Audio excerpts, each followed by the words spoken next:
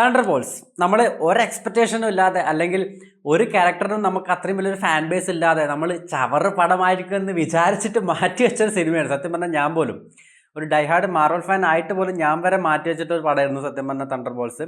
പക്ഷെ സിനിമ കണ്ടപ്പോൾ നമുക്കൊരു സാറ്റിസ്ഫാക്ഷൻ കിട്ടി. അതായത് ഓക്കെ, അതെന്തുകൊണ്ടാണെന്ന് ഞാൻ പറയാം. എൻ്റെ ഗെയിമിന് ശേഷം നമുക്കറിയാം മാർവൽ ശരിക്കും പറഞ്ഞ ഒരു അവിയൽ പരുവായിട്ടുണ്ടായിരുന്നു. ടി വി സീരീസും അതുപോലെ തന്നെ തിയേറ്ററിക്കൽ റിലീസും ഒക്കെ ചറ പറ ഇറക്കിക്കൊണ്ട് ക്വാളിറ്റിക്ക് ഫോക്കസ് കൊടുക്കാതെ ഒരു ക്വാണ്ടിറ്റിക്കാണ് ഫോക്കസ് കൊടുത്തിരുന്നത്. അതിപ്പം വി എഫ് എക്സിൻ്റെ കേസിലായാലും അല്ലെങ്കിൽ സിനിമയുടെ മേക്കിംഗ് ലെവലായി കഴിഞ്ഞാലും വെറുതെ ഒരു ഹീറോ ഒരു വില്ലൻ ഇൻട്രൊഡ്യൂസ് ചെയ്ത് വി എഫ് എക്സ് കൊണ്ട് കുറേ മാരക കളി കളിച്ച് അതിനെ വെറുപ്പിച്ച് ഒയ്യോ.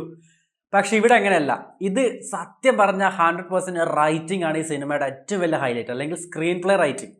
അതായത് ഓരോ ക്യാരക്ടറിനും കൃത്യമായിട്ടുള്ള സ്പേസ് കൊടുത്ത് അവരുടെ വീക്ക്നെസ്, നമുക്ക് വൾണറബിലിറ്റീസ് എന്ന് പറയില്ലേ, ഞാൻ എപ്പോഴും എൻ്റെ ഒപ്പീനിയൻസ് പറയുന്ന സമയത്ത് ഞാൻ പറയുന്ന സംഭവമാണ്, എത്ര വലിയ സിനിമ ആയിക്കഴിഞ്ഞാലും ക്യാരക്ടേഴ്സിനെ നമ്മൾക്ക് ഇമോഷണലി കണക്ട് ആവാൻ വേണ്ടി പറ്റണം. അതിനെപ്പോഴും അവരുടെ വൾണറബിലിറ്റീസ് നമ്മൾ കാണിച്ചു കൊടുക്കണം. അപ്പോൾ സൂപ്പർ ഹീറോ എന്ന് പറഞ്ഞിട്ട് നമ്മൾ കാണിക്കുന്ന സമയത്ത് ഇപ്പം ഇതിൽ നമുക്കറിയാം, ഇതിൽ വരുന്ന എല്ലാ ക്യാരക്ടേഴ്സും ഇപ്പം എലന ആയിക്കഴിഞ്ഞാലും അതുപോലെ ബക്കി ബാൺസ് ആയിക്കഴിഞ്ഞാലും അതുപോലെ തന്നെ ക്യാപ്റ്റൻ അമേരിക്കയുടെ മറ്റേ വേർഷൻ പുള്ളിക്കാരനുണ്ടല്ലോ അതായിക്കഴിഞ്ഞാലും റെഡ് ഗാർഡിയൻ ആയിക്കഴിഞ്ഞാലും ഗോസ്റ്റ്, എല്ലാ ക്യാരക്ടേഴ്സും ഗ്രൗണ്ടഡ് ക്യാരക്ടേഴ്സാണ്. അതല്ലെങ്കിൽ നമ്മളൊരു വലിയൊരു തോർ പോലെ അല്ലെങ്കിൽ അയൺമാൻ പോലെ ബാക്കി ഹൾക്കിനെ പോലെ അത്ര ഒരു ലാർജ് ദാൻ ലൈഫിൽ അത്രയും ഒരു സൂപ്പർ ഹീറോ എന്ന് പറഞ്ഞിട്ട് നമ്മൾ കാണുന്നതല്ല. ഇവരുടെ സൂപ്പർ ഹീറോസ് എന്ന് പറഞ്ഞാൽ ഇവരുടെ സ്ട്രെങ്ത് ആണ്, അവരുടെ ഒരു ട്രെയിനിങ് ആണ്. അപ്പം അത് വെച്ചിട്ടുള്ളൊരു സംഭവം ആയതുകൊണ്ട് തന്നെ കൃത്യമായിട്ട് ആ മീറ്റർ കൃത്യമായിട്ട് പിടിച്ചുകൊണ്ട് റൈറ്റിങ്ങിൽ ഓരോ ക്യാരക്ടേഴ്സിനും ഗംഭീരമാക്കിയിട്ട് അവർ പോർട്രേ ചെയ്തിട്ടുണ്ട്. അത് വെറുതെ ഒരു ഹീറോ വേഴ്സസ് വില്ലൻ കാണിക്കാതെ ആ വില്ലൻ വരുമ്പോൾ എന്താണ് ആ വില്ലൻ്റെ പർപ്പസ് അത് റൈറ്റിംഗ് വഴി കാണിക്കുന്നുണ്ട്. ലാസ്റ്റ് ക്ലൈമാക്സിലൊക്കെ ഫുൾ സൈക്കോളജിയാണ് സാധനം. അതാണ് ഞാൻ പറഞ്ഞത്, വെറുതെ വി എഫ് എക്സിനെ കൊണ്ട് എന്താണ് അർമാദിച്ചിട്ട് ഓക്കെ വിഷ്വലി നിങ്ങൾക്കൊരു ട്രീറ്റ് തരാം എന്ന് പറഞ്ഞിട്ട് എടുത്തു വെച്ചിട്ടുള്ളൊരു സിനിമയല്ല. അതായത് ആ റൈറ്റിംഗ് വഴി കൃത്യമായിട്ട് ആ ഹീറോ ഓരോ ഹീറോയും എന്തിനു വരുന്നു, അവരെന്തിനു ഒന്നിക്കുന്നു, എന്ത് സിറ്റുവേഷനിൽ അവർ ഒന്നിച്ച് വരുന്നു, പിന്നെ ഒരു മുന്നോട്ടേക്ക് പോകുമ്പോൾ എന്തുകൊണ്ട് അവർ മുന്നോട്ടേക്ക് ഒരുമിച്ച് തന്നെ പോകണം, ഇത്തരത്തിലുള്ള ക്വസ്റ്റ്യൻസിനൊക്കെ ആൻസർ കൃത്യമായിട്ട് കൊടുക്കുന്നത്. അതുപോലെ തന്നെയാണ് വില്ലൻ്റെ കേസ് എന്ന് പറഞ്ഞാൽ അത് വില്ലൻ്റെ കേസിൽ എനിക്ക് തോന്നിയിട്ടൊരു കാര്യം ഞാൻ ലാസ്റ്റ് പറയാം. അതിന് സംഭവം എന്ന് വെച്ച് കഴിഞ്ഞാൽ വില്ലൻ എന്ന് പറഞ്ഞിട്ട് ഇവരൊരു പുതിയ ക്യാരക്ടറിനെ ഇൻട്രൊഡ്യൂസ് ചെയ്തിട്ടുണ്ട്. Whole of Avengers strength combined ആയിട്ട് ഒരാളാണ്. അപ്പോൾ പുള്ളിക്ക് ഒരുപാട് സ്ട്രെങ്ത് ഉണ്ട്, മൾട്ടിപ്പിൾ സ്ട്രെങ്ത് ആണ് വരുന്നത്. അപ്പോൾ ലാസ്റ്റ് ക്ലൈമാക്സ് ഒക്കെ വരുന്ന സമയത്ത് അതിൻ്റെ ആ ഒരു ഡാർക്കർ സൈഡിലേക്കൊക്കെ മാറി അതെങ്ങനെ ആ ബ്രൈറ്റർ സൈഡിലേക്ക് എങ്ങനെ മാറി വരുന്നു, അതൊക്കെ റൈറ്റിംഗ് വഴി കംപ്ലീറ്റ്ലി റൈറ്റിംഗും ഡയലോഗ്സ് വഴിയാണ് അവർ ചെയ്തിരിക്കുന്നത്. അപ്പോൾ അതാണ് ഏറ്റവും ഹൈലൈറ്റ് ആയിട്ട് എനിക്ക് തോന്നിയിട്ടൊരു സംഭവം. പിന്നെ നമുക്കറിയാം ഫാൽക്കൺ ആൻഡ് വിന്റർ സോൾജർ എന്ന് പറയുന്ന ഒരു സീരീസിൽ ക്യാപ്റ്റൻ അമേരിക്ക എന്ന് പറഞ്ഞിട്ട് പുതിയൊരു ക്യാരക്ടറിനെ അവർ ഇൻട്രൊഡ്യൂസ് ചെയ്തിട്ടുണ്ടായിരുന്നു. അത് ഒരുപാട് ഹേറ്റഡ് ആ സീരീസിലും റിയൽ ലൈഫിലും പുള്ളിക്ക് നേരിടേണ്ടി വന്നിട്ടുണ്ട്. അപ്പോൾ ആ ഒരു ക്യാരക്ടറിനെ തിരിച്ച് കൊണ്ടുവരുന്ന സമയത്ത് നമുക്ക് തുടക്കത്തിൽ സത്യം പറഞ്ഞാൽ എനിക്കൊരു അരോചകമായിട്ട് തോന്നിയിട്ടുണ്ടായിരുന്നു. കാരണം നമുക്കൊരു ആക്സെപ്റ്റ് ചെയ്യാൻ പറ്റുന്നില്ല. ക്യാപ്റ്റൻ അമേരിക്ക എന്ന് പറഞ്ഞിട്ട് സ്റ്റീവ് റോജേഴ്സ് എന്ന് പറഞ്ഞ ക്യാരക്ടർ നമ്മൾ 2013 തൊട്ട് 2023 10 വർഷം നമ്മൾ ആ ക്യാരക്ടറിൻ്റെ ആർക്ക് കംപ്ലീറ്റ്ലി കാണിച്ചുകൊണ്ടാണ് നമ്മളെ മൈൻഡിൽ അത് ബിൽഡ് ചെയ്തെടുക്കുന്നത്. അപ്പോൾ അത് ഒരൊറ്റ സീരീസ് കൊണ്ട് വന്നിട്ട് ബിൽഡ് ചെയ്തെടുക്കാൻ വേണ്ടി ശ്രമിക്കുമ്പോൾ നമുക്ക് ഒരിക്കലും ആക്സെപ്റ്റ് ചെയ്യാൻ വേണ്ടി പറ്റില്ല. അപ്പോൾ അത് ഈ സിനിമ കാണുമ്പോഴേ എനിക്ക് തോന്നുന്നുണ്ട് ഓക്കെ ക്യാപ്റ്റൻ അമേരിക്ക എന്ന് പറഞ്ഞിട്ട് പുള്ളിനൊക്കെ എന്തിനാ ഇങ്ങനെ പോർട്രേ ചെയ്യുന്നത്. പക്ഷെ അതിന്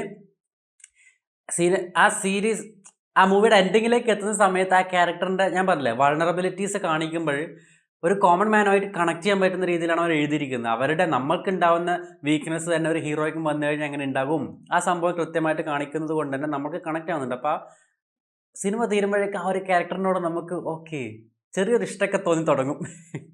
പെർഫോമൻസിൻ്റെ കേസിലായാലും നമുക്കൊരു രീതിയിലുള്ള ഓക്കെ എടുത്തു പറയേണ്ട ഒരു ബോറായിട്ടുള്ള സംഭവമൊന്നുമില്ല. ഹീറോ ഏതൊരു കാസ്റ്റ് ആയി കഴിഞ്ഞാലും അതിനുശേഷം വരുന്ന വില്ലൻ എന്ന് പറഞ്ഞിട്ടുള്ള സെൻട്രി എന്ന് പറഞ്ഞിട്ടുള്ളൊരു സംഭവമായിട്ടാണ് ഹീറോ ആയിട്ടാണ് അവർ കാണിക്കുന്നത്. അപ്പോൾ അത് ഇനി വരുന്നതിൽ ഹീറോ ആയിരിക്കുമോ അല്ലെങ്കിൽ വില്ലൻ ആയിരിക്കുമോ എന്നുള്ളതൊക്കെ നമ്മൾ കണ്ടറിയണം.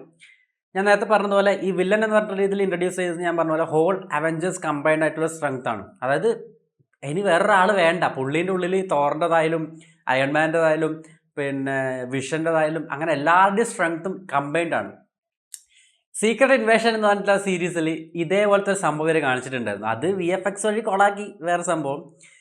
അപ്പം ഞാൻ ഉദ്ദേശിക്കുന്നത് ഇങ്ങനെ കൊണ്ടുവന്നു കഴിഞ്ഞാൽ സത്യം പറഞ്ഞാൽ പിന്നെ ബാക്കിയുള്ളവർക്ക് വിലയില്ലല്ലോടെ സത്യം പറഞ്ഞാൽ. ഓക്കെ, എനിക്ക് തോന്നുന്നത് അത്രയും പവർഫുൾ ആയിട്ടുള്ളൊരു എനിമി ആയിരിക്കും ഇവരെ ഫേസ് ചെയ്യാൻ വരുന്നത്. അപ്പം അതിന് വേണ്ടിയിട്ടുള്ളൊരു പ്രിപ്പറേഷൻസ് ആയിരിക്കാം ഇതുവഴി ഇങ്ങനെ ചെയ്ത് കൊണ്ടുവരുന്നത് അതായിരിക്കും സംഭവം എന്ന് എനിക്ക് തോന്നുന്നു.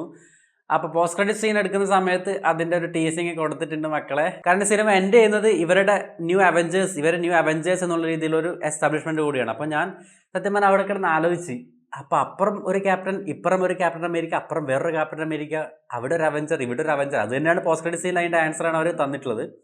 കൂടെ അതിൻ്റെ കൂടെ ഒരു സാധനം കൂടിയുണ്ട്, അത് നിങ്ങൾ കാണുമ്പോൾ മനസ്സിലാകാം. അപ്പോൾ അതുകൊണ്ട് തന്നെ ഞാൻ പറഞ്ഞതുപോലെ തന്നെ ആ ഒരു ഗ്രൗണ്ടഡ് ലെവലിൽ സ്റ്റോറി ടെല്ലിങ് കൃത്യമായിട്ട് ഫോക്കസ് ചെയ്ത്, ക്യാരക്ടർ ആർക്കിനെ ഫോക്കസ് ചെയ്ത്, അല്ലെങ്കിൽ ആ ഒരു ഹോൾ പിക്ചറാണ് അവർ ഇമ്പോർട്ടൻ്റ് ആയിട്ട് എടുത്തിരിക്കുന്നത്. അതല്ലാതെ ഇതിലുള്ള ക്യാരക്ടേഴ്സിനെ മാത്രം ഫോക്കസ് ചെയ്തല്ല, അതിന് മുകളിലൊരു വലിയ പിക്ചർ ഉണ്ട്. ആ പിക്ചറിലേക്ക് എത്താനുള്ളൊരു വഴി ഇങ്ങനെ വെട്ടി കൊണ്ടുപോവുകയാണ്. അപ്പോൾ അതുകൊണ്ടാണ് ആ സിനിമ നമുക്ക് കാണുന്ന സമയത്ത് ഒരു സാറ്റിസ്ഫാക്ഷൻ ഫീൽ ചെയ്യുന്നത്. അപ്പോൾ നിങ്ങൾ കണ്ടിട്ടില്ല എന്നുണ്ടെങ്കിൽ തീർച്ചയായിട്ടും പോയി കാണുക. കൂടുതൽ ഞാൻ പറഞ്ഞ അതിൻ്റെ പോസ്റ്റ്മോർട്ടം ചെയ്ത് കഴിഞ്ഞാൽ ചിലപ്പോൾ നിങ്ങൾക്ക് കാണുന്ന സമയത്ത് അതിൻ്റെ ഒരു ഇമ്പാക്റ്റ് ചിലപ്പോൾ നഷ്ടപ്പെടാം. ഗൂസ് ബംപ് സീനുകളുണ്ട്, പക്ഷേ അത്തരത്തിലുള്ള സംഭവങ്ങൾ കൂടുതൽ എക്സ്പെക്റ്റ് ചെയ്യരുത്. ഞാൻ പറഞ്ഞ പോലെ തന്നെ ഗ്രൗണ്ടഡ് ലെവലിൽ കഥ പറഞ്ഞു പോകുന്ന, സ്റ്റോറിക്ക് ഇമ്പോർട്ടൻസ് കൊടുക്കുന്ന, ക്യാരക്ടറിന് ഇമ്പോർട്ടൻസ് കൊടുക്കുന്ന ഒരു സിനിമയാണ്. അതുകൊണ്ട് തന്നെ നല്ല രീതിയിൽ നമുക്ക് സാറ്റിസ്ഫാക്ഷൻ കിട്ടി എനിക്ക്. ഓക്കെ.